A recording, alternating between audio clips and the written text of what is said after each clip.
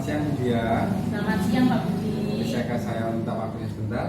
Oh, tentu saja bisa. Bagaimana Pak Budi? Mungkin ada yang bisa saya bantu? Jadi ini Bu, saya harap Budia dapat membantu saya untuk mencari solusi dalam memecahkan permasalahan yang saya alami. Oh, baik. Kira-kira apa permasalahan yang dialami Pak Budi? Jadi begini, saya kan mengajar di kelas 5. Kemarin saya mengadakan nilai atau ulangan harian. Jadi ada beberapa siswa yang mengalami kesulitan belajar, yakni beberapa anak mendapatkan nilai di bawah KKM. Dan ada beberapa anak yang belum fokus dalam proses pembelajaran yang saya ajar. Jadi saya harap Budia berkenan membantu saya untuk mensupervisi ketika saya mengajar besok. Oh, baiklah Pak Budi. Tentu saja saya dengan senang hati akan melakukan coaching terhadap Pak Budi ketika mengajar. Jujur, saya sangat bangga dengan Pak Budi yang mau menceritakan permasalahannya yang dihadapi ketika mengajar di kelas. Saya harap guru lain pun mau melakukan hal yang serupa. Baiklah Pak Budi, bisakah saya mengetahui mata pelajaran apa yang hendak diajarkan ke siswa, Pak?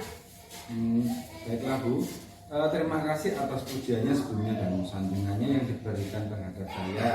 Jadi saya ketika membuat modul ajar itu membuat sendiri dengan memperhatikan TP dan ATP, dan saya juga memperhatikan kebutuhan belajar siswa.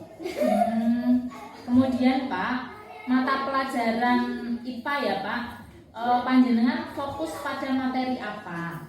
Jadi pembelajaran yang saya fokuskan ya ini kan mata pelajaran IPA dan dengan materi yaitu siklus air Bu. Oh ya. Kemudian tujuan pembelajaran apa yang ingin Anda capai dalam materi siklus air ini? Untuk tujuannya, jadi saya bertujuan untuk mempelajari yakni setelah melakukan kegiatan pengamatan video tentang siklus air, peserta didik mampu menjelaskan manfaat air bagi manusia, hewan, dan tumbuhan. Dalam proses pembelajaran, saya juga mengelompokkan antara anak yang berdasarkan kesiapan belajarnya mereka dan akan mencoba menggunakan metode metode berdiferensi dengan metode KSE Bu. Dan saya akan mendampingi tentang proses pembelajarannya. Oh baik, jadi pembelajaran yang akan digunakan menggunakan cara berdiferensiasi ya Pak. Iya. Dengan cara berdiskusi. Bagus sekali. Panjenengan sudah menerapkan pembelajaran yang berpihak pada siswa itu Pak. Dan hebatnya lagi, saya salut sekali dengan sudah bisa bikin modul ajar sendiri. Hebat. Iya. Baiklah Bapak, panjenengan membutuhkan bantuan pengamatan di segala aspek dalam mengajar ya Pak? Tentu saja Bu, dengan senang hati. Baiklah, lalu kompetensi apa saja yang akan menjadi fokus saya dalam pengajaran ini Pak? Jadi dalam kompetensi ini saya akan menerapkan keterampilan saya dalam proses pembelajaran.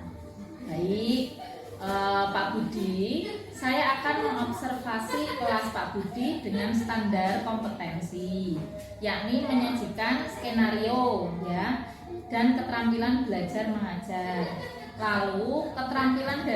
Lalu dari keterampilan ini Pak, mana yang akan dikembangkan Pak Budi di kelas? Saya akan mengembangkan dalam mengajar dan saya ingin mengetahui sejauh mana keterampilan saya dalam mengajar dan mengetahui dalam menyampaikan materi dan keterampilan saya untuk berinteraksi di dalam kelas bersama dengan siswa. Baik. Kemudian Kemudian, apakah format instrumen yang akan digunakan di dalam kelas, Pak? Untuk format instrumen, saya akan mengajar di kelas, Bu. Jadi, Bu Diah menuliskan aspek yang masih kurang untuk pembenahan saya dalam mengajar, sehingga nanti bisa saya gunakan untuk perbaikan dalam pembelajaran.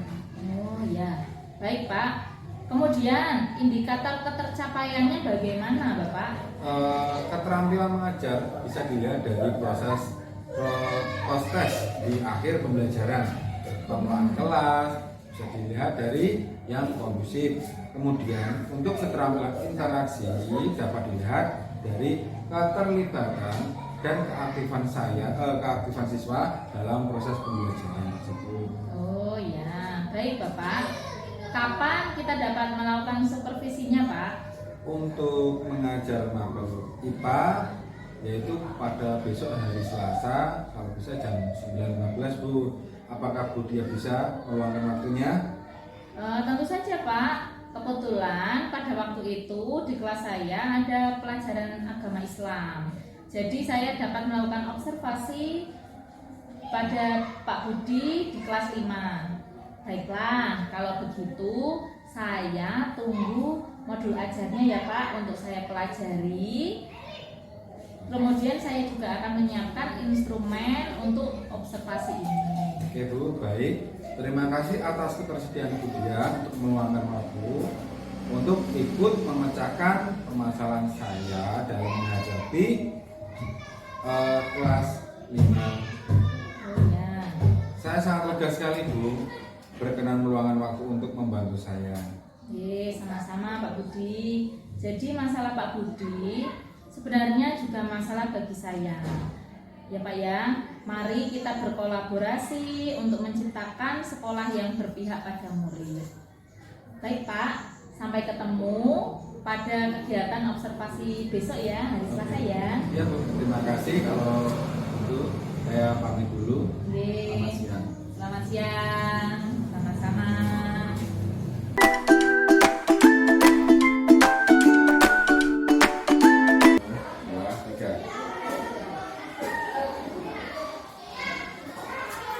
Oh ya, Pak Budi, silakan duduk Pak. Selamat siang Bu. Selamat siang. Jadi kedatangan saya itu ini menanyakan tentang jadi tidak untuk observasi di kelas saya. Oh ya, tentu saja jadi Pak. Ini saya sudah mempelajari modul ajarnya dan saya sudah menyiapkan instrumen penilaiannya. Jadi teknisnya nanti bagaimana Bapak? Jadi nanti Bu Diah bisa masuk ke kelas saya dan duduk di belakang. Nah sebenarnya kan nanti Bu Diah izin dulu sama teman-temannya bahwasanya kenapa alasan masuk yaitu untuk observasi kelas ini tentang pembelajaran saya. Oh iya, siap. Iya. Sekarang? Ya. Oh iya. Kalau begitu saya izin dulu ke kelas untuk mengingatkan perangkatnya. Oh iya. Terima kasih. Iya Bu. Iya Pak.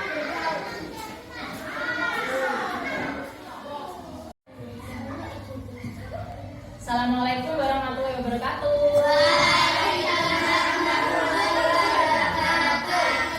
Selamat siang anak-anak kelas 5. Pada hari ini Bu Diah izin untuk mengikuti pelajaran kalian bersama Pak Budi. Gak apa-apa ya? Iya. Ya. Kalian belajar layaknya tidak ada Bu Diah. Nikmati pembelajarannya sama Pak Budi nggih. Terima kasih atas izinnya Bu Diah, nanti duduk di belakang. Ya. Monggo Pak.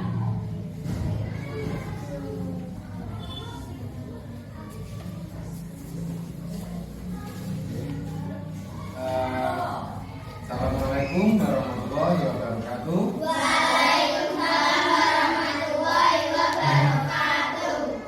Oke, sebelum pembelajaran pada pagi hari ini kita mulai, kita bisa berdoa bersama terlebih dahulu untuk kelancaran dalam pembelajaran dalam hari ini. Berdoa mulai. Bismillahirrahmanirrahim.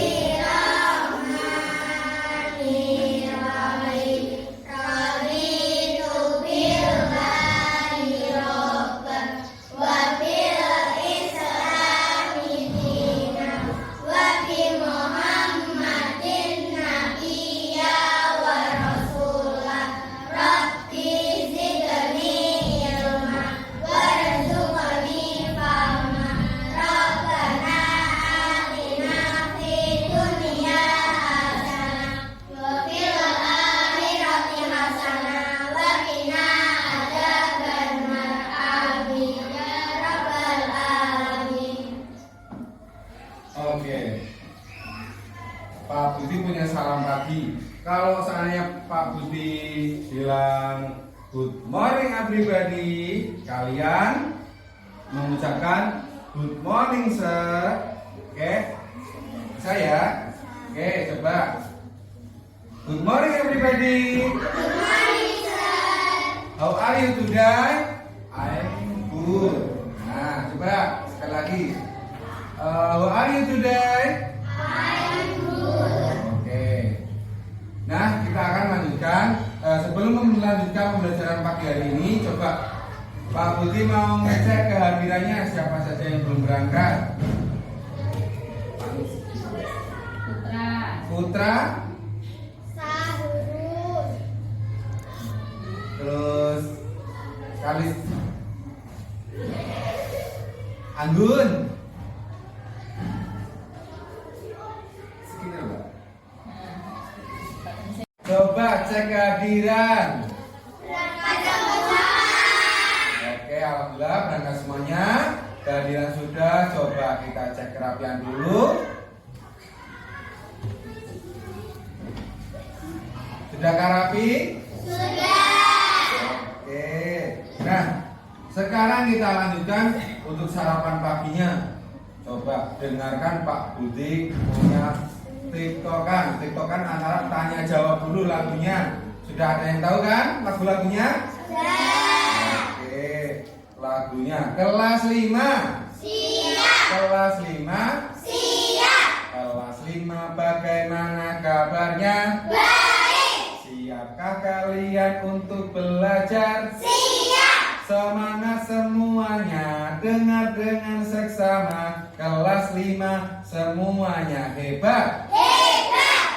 Bapak Guru bagaimana kabarnya? Baik, Siapkan kita semua. siap. Kami siap belajar dengan sesama. Kami bisa Kami fokus dan kami paham. Oke, tepuk tangan untuk kelas 5 semuanya.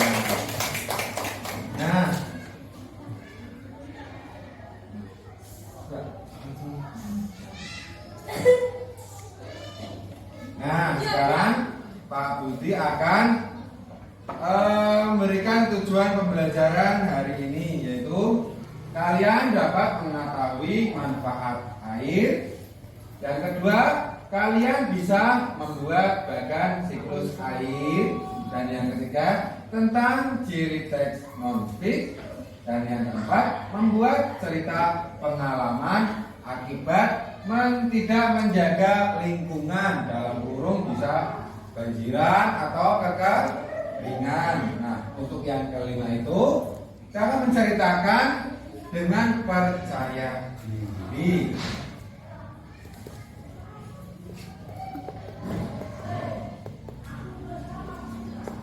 Nah, siapa yang tahu mengapa air di bumi tidak habis? Ada yang tahu enggak? Tidak. Nah, kira-kira sampean semuanya itu apakah ada yang pernah merebus air? Pernah? Oke, kalau begitu kita langsung tidur. Ya.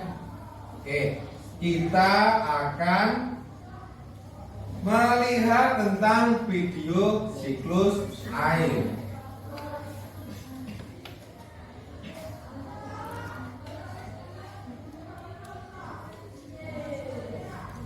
Nah, coba kalian perhatikan tentang video siklus air.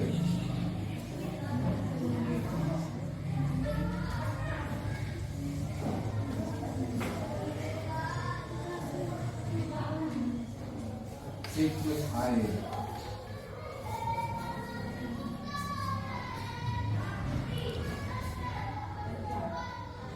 Bagaimana kabar kalian hari ini? Semoga kita semua selalu dalam keadaan sehat. Amin ya rabbal alamin. Pada kali ini kita akan mempelajari mengenai siklus air atau daur air.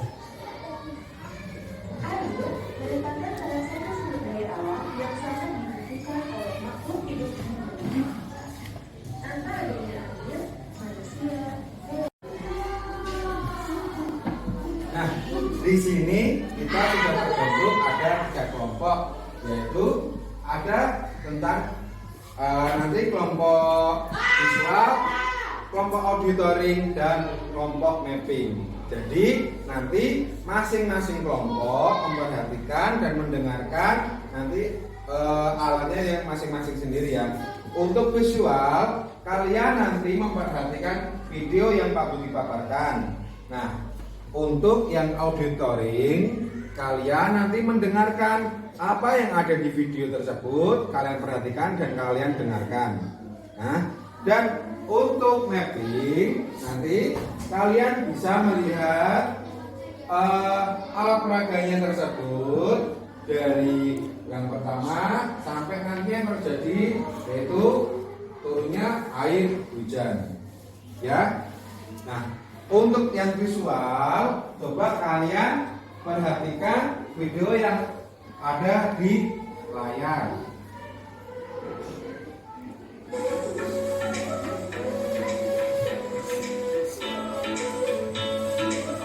Untuk yang auditoring, coba kalian dengarkan melalui mikrofon ini.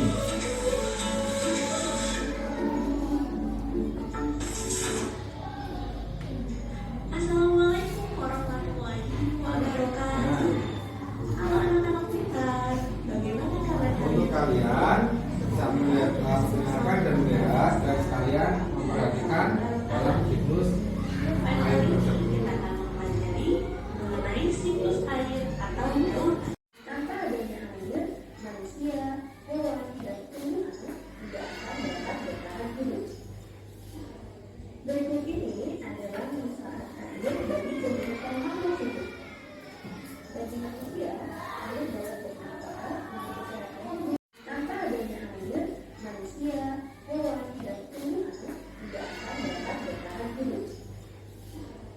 Berikut ini adalah manfaat air bagi kehidupan makhluk hidup. Bagi manusia, air dapat bermanfaat bagi kesehatan hidup. Air dapat dimanfaatkan bagi sarana rekreasi dan olahraga seperti renang, selancar, arung jeram, dan sebagainya. Dan juga sebagai sarana transportasi.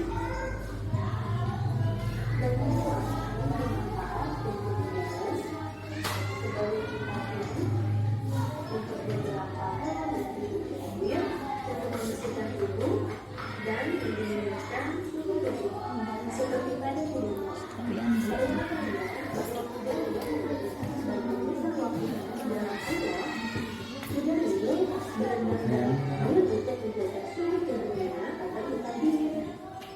Sedangkan bagi tumbuhan, air bermanfaat sebagai tempat hidup bagi beberapa jenis tumbuhan yang hidup di air, seperti kecombrang, kelapa, dan tanah air, dan sebagai salah satu bahan utama proses fotosintesis. Nah,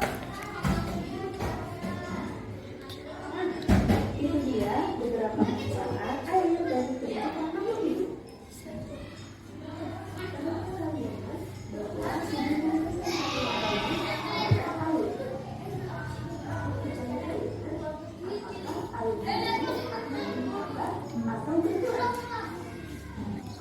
Air akan selalu tersedia di bumi terus-menerus dari atmosfer ke bumi dan kembali lagi ke atmosfer. Siklus air tersebut meliputi evaporasi dan transpirasi, kondensasi, dan presipitasi. Kemudian kembali lagi ke proses evaporasi. Mari kita bahas proses siklus air tersebut. Yang pertama, evaporasi dan transpirasi.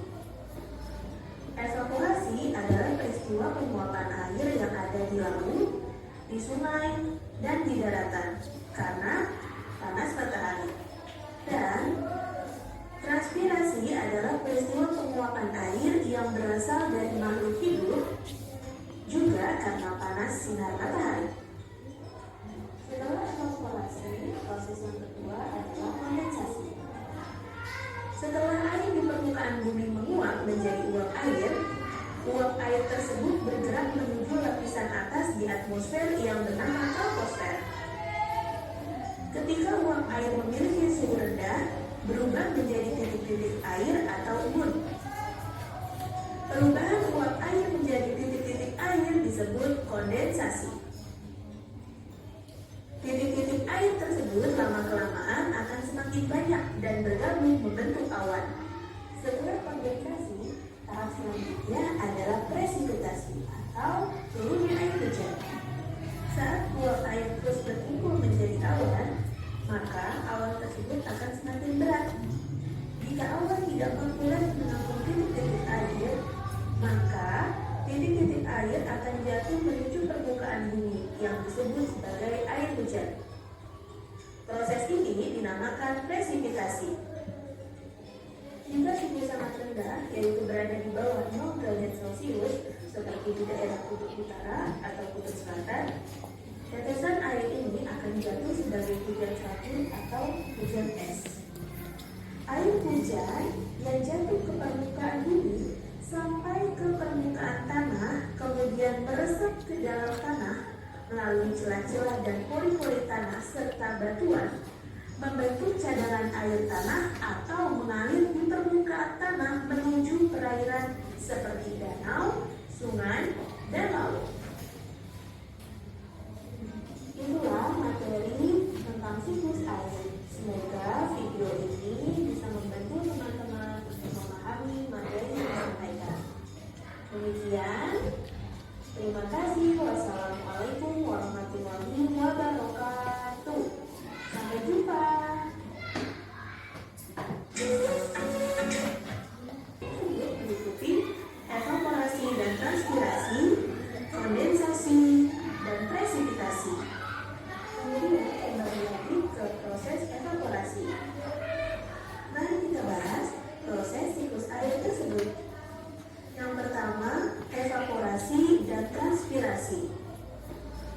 Evaporasi adalah peristiwa penguapan air yang ada di laut, di sungai, dan di daratan karena panas matahari. Dan transpirasi adalah peristiwa penguapan air yang berasal dari makhluk hidup juga karena panas sinar matahari. Setelah evaporasi, proses yang kedua adalah kondensasi. Setelah air di permukaan bumi menguap menjadi uap air tersebut bergerak menuju lapisan atas di atmosfer yang bernama troposfer. Ketika uap air memiliki suhu rendah, berubah menjadi titik-titik air atau embun. Perubahan uap air menjadi titik-titik air disebut kondensasi. Titik-titik air tersebut lama-kelamaan akan semakin banyak dan bergabung membentuk awan. Setelah kondensasi, tahap selanjutnya adalah presipitasi atau turunnya air hujan. Saat uap air terus berkumpul menjadi awan, maka awan tersebut akan semakin berat. Jika awan tidak mampu lagi menampung titik-titik air, maka titik-titik air akan jatuh menuju permukaan bumi yang disebut sebagai air hujan. Proses ini dinamakan presipitasi. Jika suhu sangat rendah, yaitu berada di bawah 0 derajat Celcius, seperti di daerah kutub utara atau kutub selatan, tetesan air ini akan jatuh sebagai hujan salju atau hujan es. Air hujan yang jatuh ke permukaan bumi sampai ke permukaan tanah, kemudian meresap ke dalam tanah melalui celah-celah dan pori-pori tanah serta batuan, membentuk cadangan air tanah atau mengalir di permukaan tanah menuju perairan seperti danau, sungai, dan laut.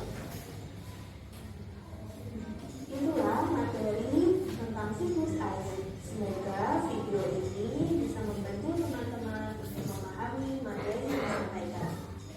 Demikian, terima kasih. Wassalamualaikum warahmatullahi wabarakatuh. Sampai jumpa.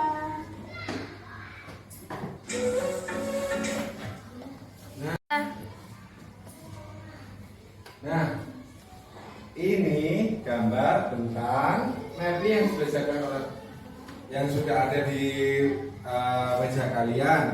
Nah, ini rangkaian awal mula tentang siklus air.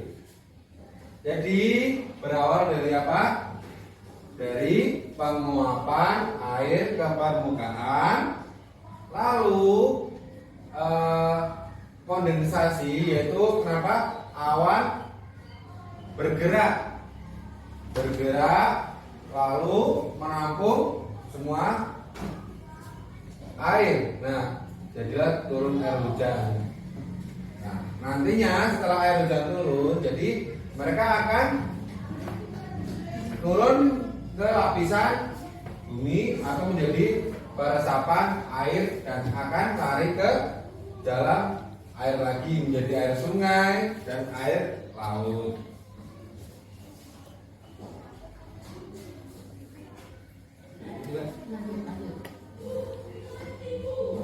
Lanjut ini. Lanjut.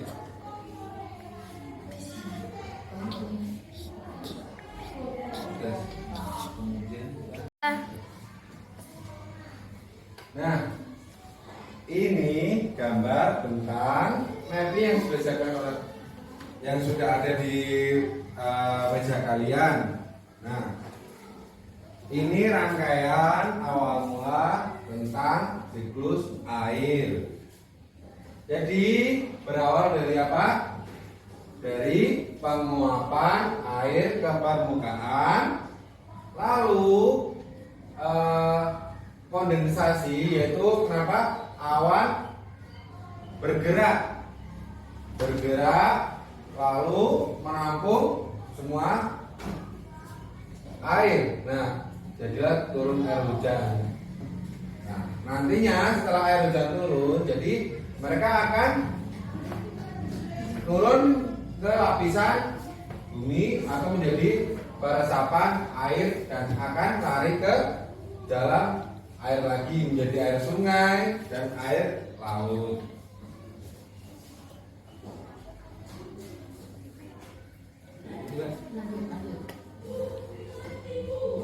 Lanjut ini. Lanjut.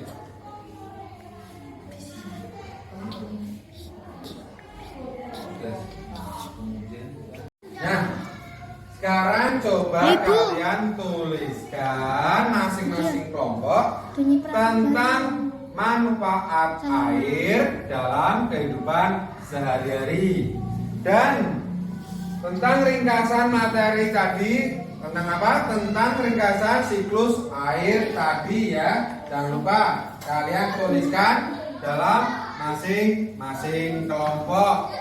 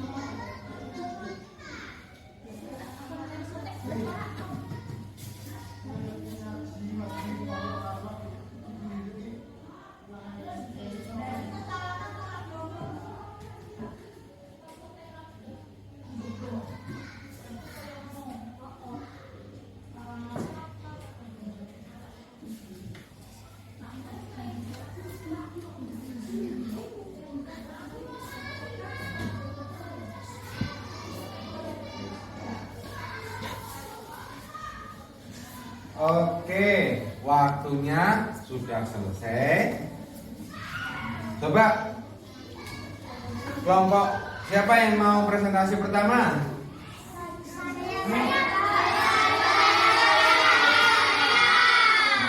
Coba Pak Budi akan memilih dulu salah satu kelompok yang presentasi. Dari kelompok mapping, coba maju bersama.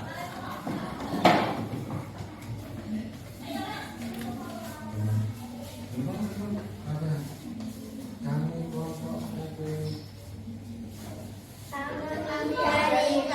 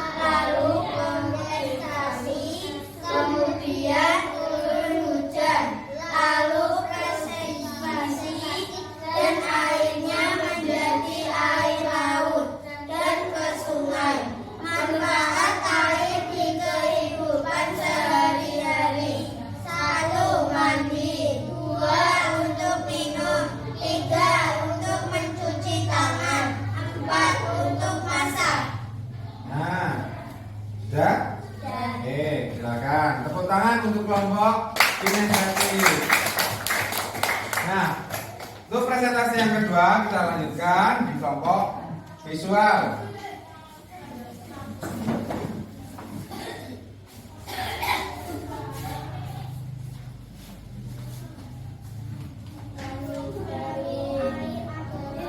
Kami dari kelompok visual.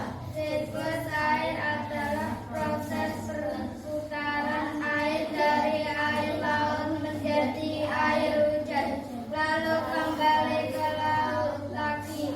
Fungsi air bagi manusia: air di laut untuk mencari ikan, air di sungai untuk irigasi, air sumur untuk mandi.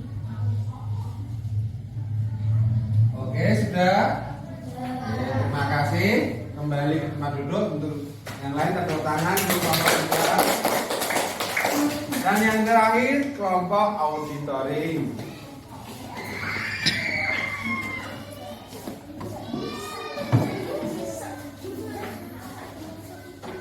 Kami dari kelompok auditoring. Siklus air adalah proses berputar. Air dari air laut menjadi hujan, kemudian menjadi air sungai. Manfaat air kehidupan sehari-hari: 1. Untuk mandi, 2. Untuk masak, 3. Untuk mencuci baju, 4. Untuk berlayar, 5. Untuk mencari ikan di laut, 6. Untuk wisata. Oke, terima kasih. Tepuk tangan.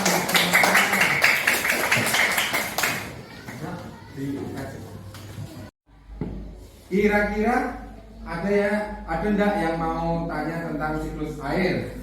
Pak, kenapa bisa terjadinya banjir?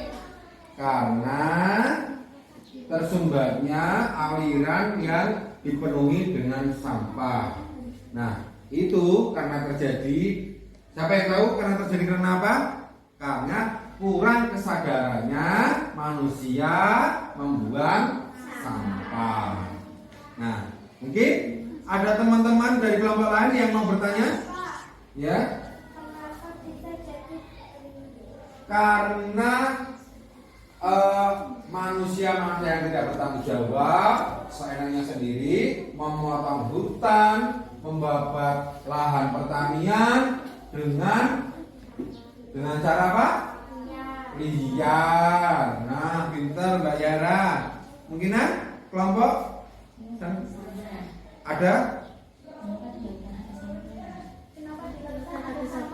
Kenapa di lautan ada sampah? Jadi sebelum sampah di lautan terjadi, yaitu dari ujung hulu sungai itu kelompok manusia yang tidak bertanggung jawab membuang sampah dengan sembarangan. Jadi akan mengalir ke ujung laut sampai ke lautan. Jadi lautannya penuh dengan sampah. Dan apa yang terjadi ketika manusia membuang sampah sembarangan?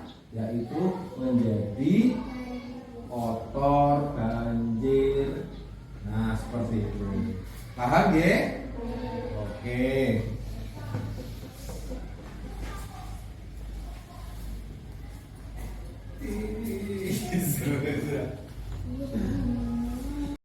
Oke, Pak Putih akhiri pembelajaran pada siang hari ini.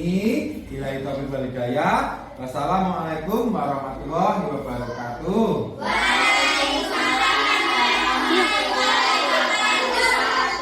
Ingat, jangan lupa ketika kita beli jajan, kita membuang sampahnya pada tempatnya. Oke, semoga terima kasih.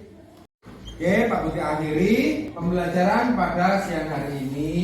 Billahi taufiq wal hidayah. Wassalamualaikum warahmatullahi wabarakatuh.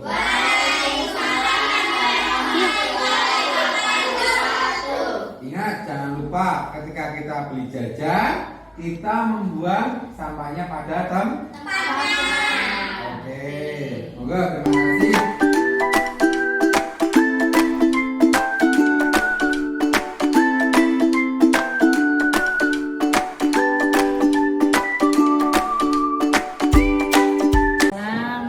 Silakan duduk Mas Budi. Terima kasih.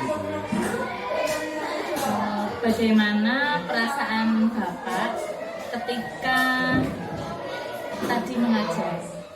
Saya sedikit grogi, Bu. Deg-degan, walaupun sudah berusaha menghilangkan grogi, namun tetap saja saya tidak terbiasa mengajar di kelas di observasi, Bu, kayaknya. Ya, hari ini Pak Budi sudah mengajar dengan baik. Bagus Pak, karena yang saya lihat anak-anak juga senang dan antusias. Berikut RPP ini saya kembalikan ke panjenengan. Sudah bagus sekali, panjenengan sudah membuat RPP sendiri yang disesuaikan dengan kebutuhan siswa.